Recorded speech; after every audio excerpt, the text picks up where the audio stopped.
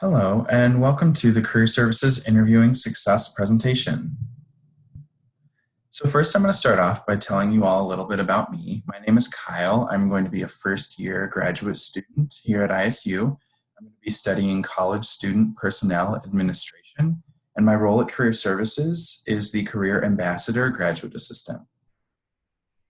So I'd like to welcome you all to Career Services. We are located in room 185 in the Student Services building. It's down on the first floor, and our hours are from 8 to 4:30 p.m. Monday through Friday. So I'd like to talk to you a little bit about what we can do for you at Career Services. So one of the big things that we do for students is drop-in hours. You can find those drop-in hours on our website. And I will hop over to our website really quick to go through all the rest of these resources that we offer. So here on our website, you can find the drop-in hours under the Students tab and under Career Advising. These hours will be posted as soon as we get them up to date for the coming semester. We offer a helpful resource that is really great for today's presentation called Interview Stream. You can find it on our homepage. And the best way to get there is scrolling all the way down to the bottom, right here to Online Tools, and click on Interview Stream. Interview Stream is a resource that you can log into just using your student's email address and password. And it has a bunch of pre-made interviews that you can record yourself answering questions for. And then you can go back through and review how well you responded to them, whether you used element like too many times. You can choose from all sorts of different pre-made ones or create your own as well. It's a really great resource for practicing for interviewing. We also offer one-on-one career advising appointments. You can get there through Hire a Redbird here. If you log in as a current student with your normal student login, just like you would for ReggieNet, you can sign up for an appointment with one of our full-time career advisors and meet with them on a variety of different topics such as interview prep, resume and cover letter review, LinkedIn profile creation, internship and job searching, and many different things. Another great resource that you can find on our website is right here under the Events tab. You can read about all of our different events and fairs that are going on throughout the semester. We have a little calendar right here, and you can click here to learn more about some of our fairs that we have coming up in the fall. You can click on each one and read a little bit more about it and learn how to sign up. And another thing that we offer at Career Services is free business cards, resume printing, and interview rooms. You can find that by scrolling all the way down here to free resources. You can click on each of these different pages to learn more about how you can print off your resume or your business cards or get access to our interview rooms. So now that we've gone through some of the things that Career Services can offer for you, we're going to dive right on into the content today. So when it comes to interviewing, a lot of people tend to think that interviewers are really looking for the technical skills, like how you can do the specific job that they're asking you to do. But according to Harvard, Carnegie Foundation, and Stanford Research Center, interviewers are actually looking for more people skills and what we call transferable skills. Transferable skills are things like teamwork, problem solving, and different kinds of things similar to that that can help you succeed not just with the technical things, but also other parts of the job. So it's very important to display not only your technical skills, but your people skills as well in the interview. So we're going to watch a brief little video on how not to get a job, and then we're going to move on with how to get a job.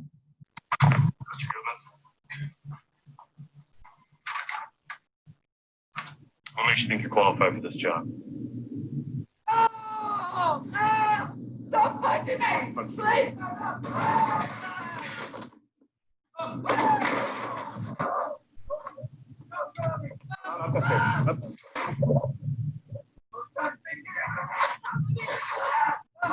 Let me out!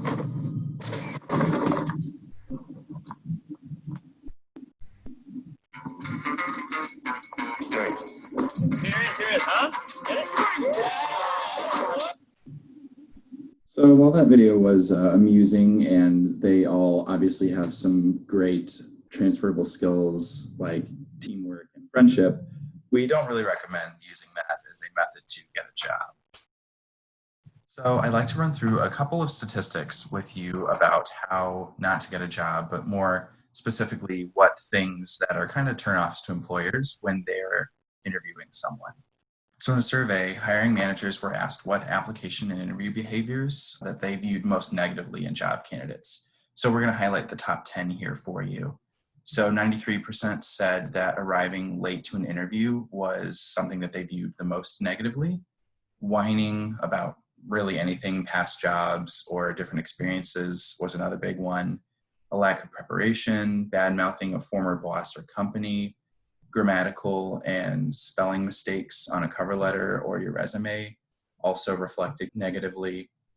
Using poor grammar in the interview, having unrealistic compensation requirements, being underqualified, and answering questions incorrectly were some of the big things that interviewers viewed most negatively. So now that you know a couple of things to really pay attention to when you are doing an interview, we're going to go over a couple of the different types of interviews. So the top three kind of main types of interviews are the phone interview, the webcam interview, and the on-site interview. The phone interview and webcam interview are more often used as screening interviews, which is basically when an employer is trying to narrow down from a very large pool of candidates. A phone interview is really great because since you're not there in person with the people that are interviewing you, you're able to have anything you want in front of you. You can have the company website pulled up, the job application pulled up in case there are any specific questions or things on there you want to call attention to. You can have your resume, you can have anything you want sitting in front of you. So it's really helpful to be prepared in that way, and it can really help you be successful at a phone interview. Some of the advantages of a webcam interview are you don't have to worry about like traveling or anything like that, but there are a couple things that you really want to pay attention to with that. In a webcam interview, you want to make sure that you are in a quiet place where you won't be disturbed and that your background is not distracting in any way. You also want to make sure that you are still dressed professionally in case you have to get up or anything like that. You want to make sure that anything that they see is as professional as possible. And then lastly, the on-site interview. This is where you're usually going to meet with the employer at their business or somewhere that they designate. That kind of interview, you want to make sure that you are dressed professionally. You bring any kind of important documents that you may need or that they may request. You want to make sure that you are prepared for anything that may happen. You definitely don't have some of the advantages of the phone and webcam interview, but one of the nice things is that you can use your body language and other things to convey a bit more to them than you could over the phone or on a computer. Some additional types of interviews are the screening interview, which I kind of mentioned earlier, the one-on-one interview where you're really just working with one other person answering questions that they are asking you. A panel interview is where multiple people are on a panel asking you questions. So you may have a panel of 4, 5, or 6 people asking you questions, taking turns. Luncheon interviews are where the employer invites you to share a meal with them. One thing that's important to keep in mind with the luncheon interview is that any food that you eat, you want to make sure it's light. You want to be able to talk to them while you're eating.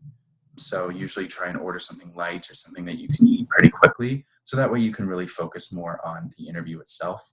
You want to make sure that you have good dining etiquette because they are watching for things like that in the luncheon interview, as well as trying to learn more about you. And then lastly is the second interview. The second interview is really something that happens when they are continuing to narrow down their search for who they're looking for. It's usually going to be longer and more personal. They're going to ask to get to know you a little bit better than they did on their first round of interviews. Now we're going to walk you through an acronym that will really kind of help you prepare for this interview, whatever interview that you have coming up. The acronym is PRO, so the P stands for practice. In order to stay calm and collected during your interview, just practice. Practice multiple times. You can prepare responses to different kinds of questions. That's why Interview Stream is a really great resource because you can go on there and you can record yourself practicing all sorts of different questions. You can even write out your responses if you want to and go over them. It really helps you to be prepared and not get hit with a question that's really going to stump you. The R in PRO stands for research. It's good to research, not necessarily to memorize facts and statistics about the company, but to have a good understanding of their culture, their goals, their mission, because those are things that you can talk about in the interview that can help them know that you are a really great fit for them. You can find good information about a company's goals or their culture on their website. You can do a quick Google search or look at their social media. Being able to talk about these things can really help an employer see that alongside the skills, you have the morals and the things that they are looking for to fit in their company. And the last part of the PRO acronym is O, stands for organization. So it's really important to review the job description and your resume that you submitted. You want to make sure that all of your information is consistent. You want to make sure that when you are there for the interview, that you're prepared, you have all of the printed documents that you're going to need. Having an extra copy of your resume can be helpful, sometimes even your cover letter as well. And then the other documents that they may be asking for. Now we're going to look at a quick little video about why first impressions matter.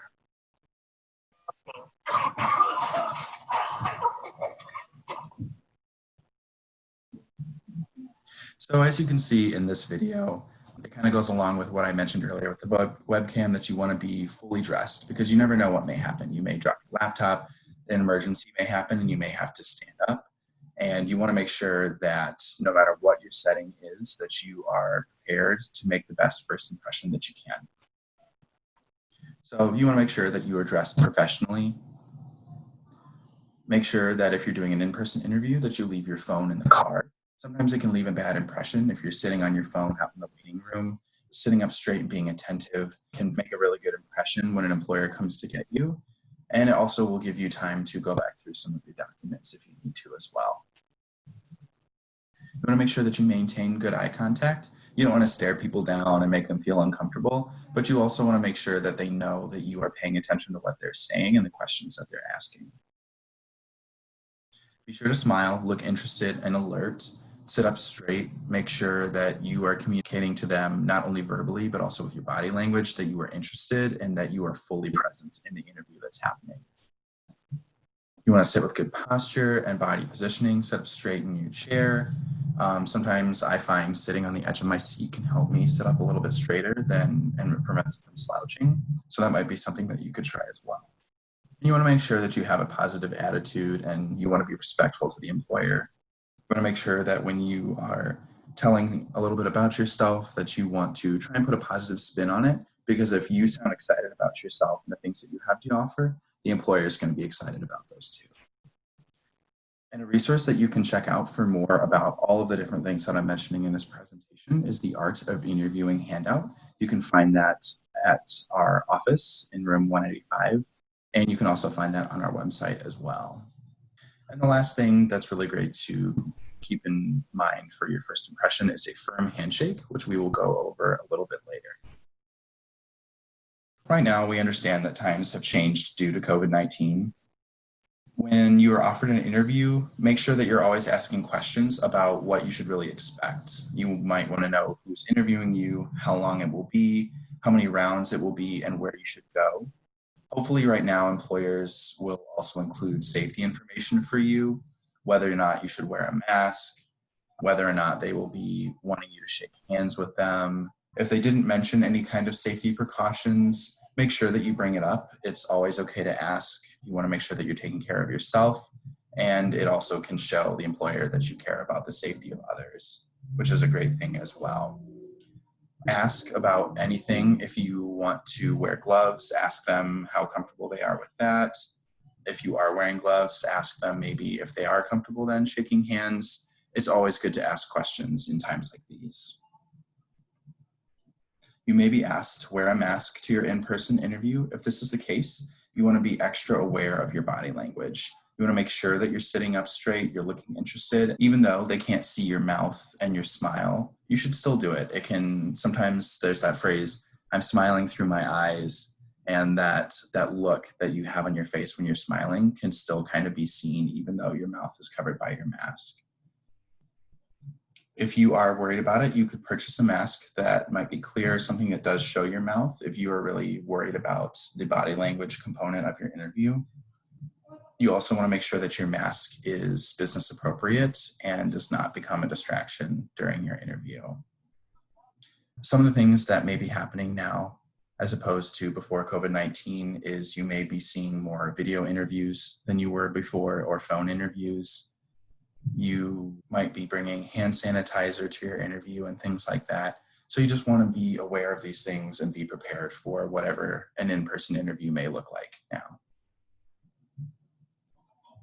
Now that we've gone over differences between interviews in the past and how things are currently changing, it's still a good idea to discuss handshakes. A weak handshake can imply a lack of interest or qualifications for the position, so you want to make sure that you have a very firm handshake. It equates to confidence, and it can really just show a good impression to the employer. You want to interlock the webs of your thumbs between your thumbs and your index finger. And you always want to begin and end the meeting with a firm handshake. And make sure when you're shaking their hands that you make eye contact, but don't stare. You don't want to make them uncomfortable if you're staring deep into their eyes while you're shaking their hand. And you want to make sure that you're smiling too when you shake their hand. It just kind of puts forward that friendly handshake when you include that smile. So here we have some common interview questions that are asked during an interview and some of the things that the employers are really digging for when they ask you these things. For example, if an employer asks you to tell them about yourself, they really just want to get to know who you are, what defines you, and what makes you unique. When they're asking about why they should hire you, they really want to know what specifically you can do for them.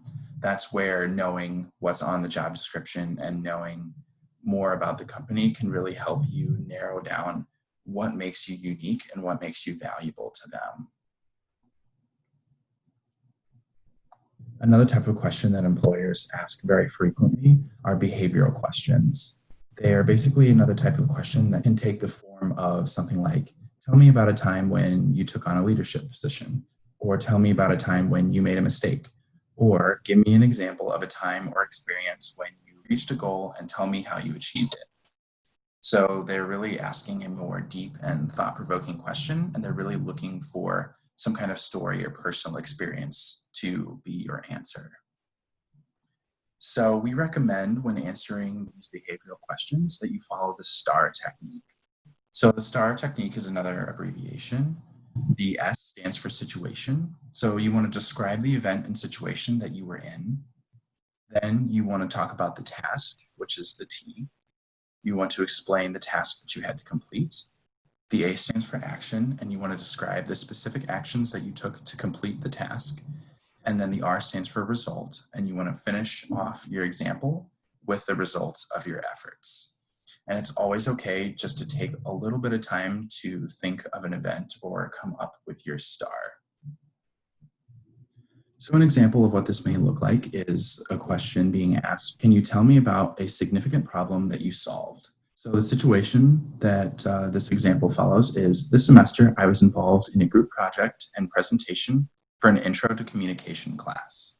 The task is described as, we needed to complete the project, but we had a group member who procrastinated for the first portion of the project. As a second step deadline approached, it was making some students nervous.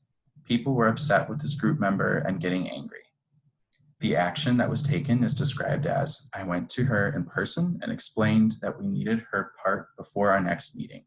While I knew she was a good student and did good work, because she was working in a team, things needed to be done further in advance, not only for their peace of mind, but also so that we could organize the presentation based off of everyone's information.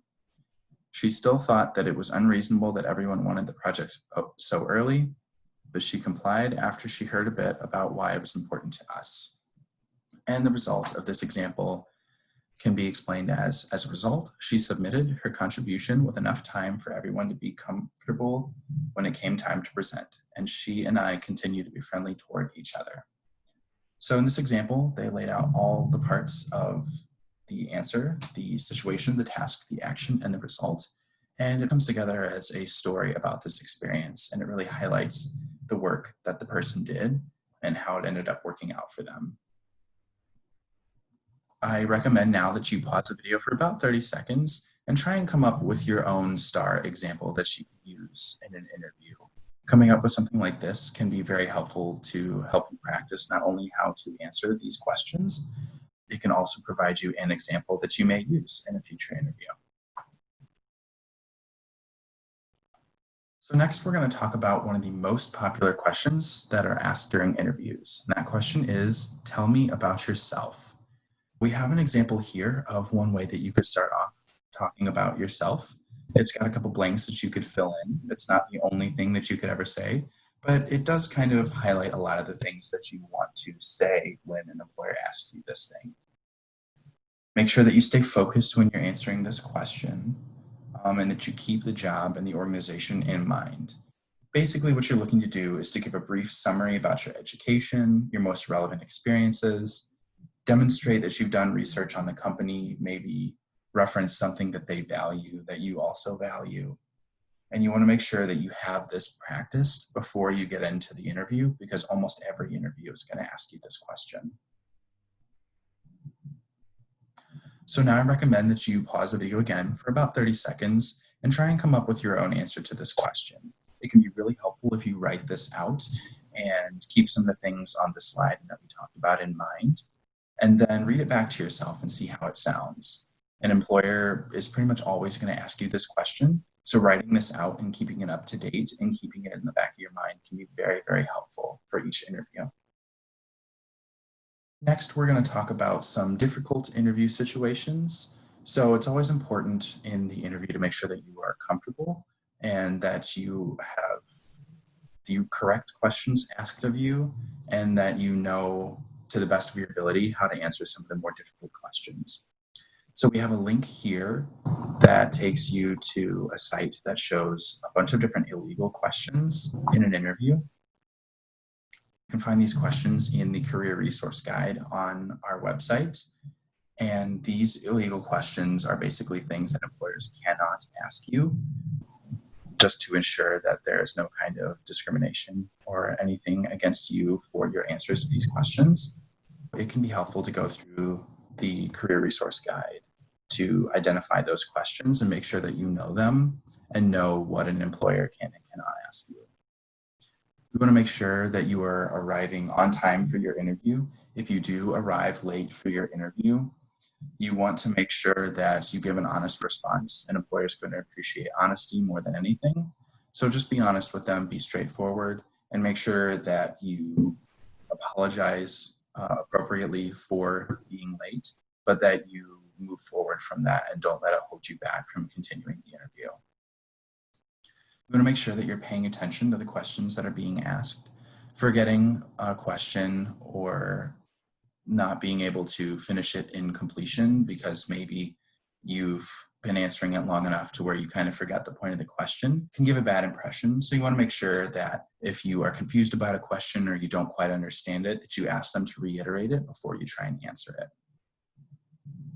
Another difficult situation is that if you are asked a question that you may not quite know how to answer, you don't know if you have the experience that they're looking for to answer the question. So try not to fret when you get asked questions like this. Remember that it's really important to highlight your transferable skills like we discussed earlier, and also try and rely on research that you've done about the employer. So look for ways to spin those questions, not into things that you can't do, but things that you can do. Some employers might ask you about your GPA. You want to make sure that you're prepared for this. Usually an employer might ask you a little bit further about your GPA if it's below 3.0. You want to make sure that you're honest with them about your GPA, and sometimes explaining to them the reason behind your GPA and some of the circumstances can actually be very beneficial. If you explain to them that you are working to afford your education, it can change the focus. Instead of being on your low GPA, it can change it to be more about the fact that you are hardworking and that you are dedicated to your education by working to pay for it. Another thing that's good to remember is that you chose all of the experiences that are on your resume that got you this interview. But if there's an experience on your resume that you're concerned about explaining or that you don't really know how to discuss with an employer, you can reach out to our career advisors and schedule an appointment with them to go over those. Some of those could be things like jobs that you were fired for, but you still listed as an experience, and things similar to that that may be difficult to talk about, but there are still good things in there to share with an employer. Next, we're going to go over some questions that we recommend that you ask your interviewer. Typically, when an interviewer is out of questions to ask you, they'll turn it over to you and they'll say, "Are there any questions that you have for me?" It always is good to ask a couple of questions just to show your general interest in the company, and also just in case you do actually have any questions that you need answered before you leave. So some questions that you may ask are, what professional development opportunities do you provide? Or how is your company different from a competitor? Or what are the key skills an individual needs to be highly successful in this position? Some questions that you might want to avoid are questions about salary. You want to make sure that you're not bad-mouthing anyone that you've worked for or anyone in general. An employer may see that if you're bad-mouthing someone, that you may bad-mouth them sometime in another interview, and they really aren't looking for that. And you want to make sure that you avoid questions that have already been answered. A couple other things you might want to avoid are some nervous habits and chewing gum. The nervous habits I find is really helpful to address when you're using Interview Stream because you can record yourself. I have been able to personally notice that I play with my hands a lot. Sometimes I kind of mess with my nails a little bit. And so being able to identify those things and work on them can be really helpful in avoiding them in an interview. So now we're gonna go through some little things to do after the interview, now that we've addressed everything going on in the interview and the preparation. So we recommend that you send a thank you note within 24 hours to the person that interviewed you, or all the key individuals that were actively involved in that process. Just a simple thank you for their time and that you appreciate them interviewing you and the experience.